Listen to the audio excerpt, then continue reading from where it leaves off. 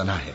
اور اگر یوں ہو کہ زمین میں جتنے درخت ہیں سب کے سب قلم ہو، اور سمندر کا تمام پانی سیاہی ہو، اور اس کے بعد 7 سمندر اور سیاہی ہو جائیں، تو اللہ کی باتیں یعنی اس کی صفتیں ختم نہ ہوں۔